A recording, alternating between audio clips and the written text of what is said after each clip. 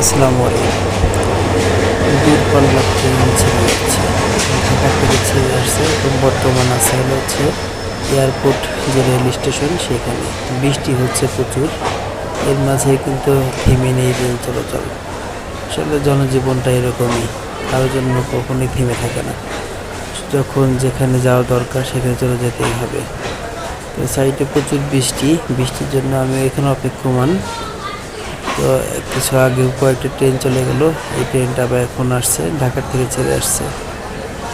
খুবই ভালো লাগছে, বেশ অনেক বড় বড় মানে বগি অনেকগুলা, বেশ বড় একটা ট্রেন বলা যেতে পারে এটাকে। চমৎকার লাগছে। অনেক লোকজন এখানে দাঁড়ানো অবস্থায় আছে যারা এখানে যাবে।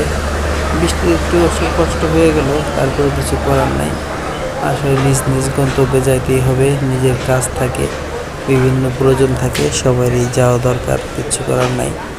না হয়তো রাত্রির বেলায় আর কে যাইতে চায়।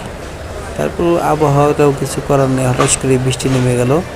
কিছুক্ষণ আগে কিন্তু একদম বৃষ্টি ছাড়াই ছিল, বৃষ্টি ছিল না, হঠাৎ করেই কিছু সময়ের মধ্যেই বৃষ্টি শুরু হয়ে গেল, বাতাস হচ্ছে, তার মধ্যে বৃষ্টি হয়ে গেল। চাই সবাই সাবধানে চলাচল করবেন, বৃষ্টিতে যেন ঠান্ডা না লাগে সেটাও খেয়াল রাখবেন, আর রেল লাইনের কাছেও সাবধানে থাকবেন ইনশাআল্লাহ। আল্লাহ হাফেজ।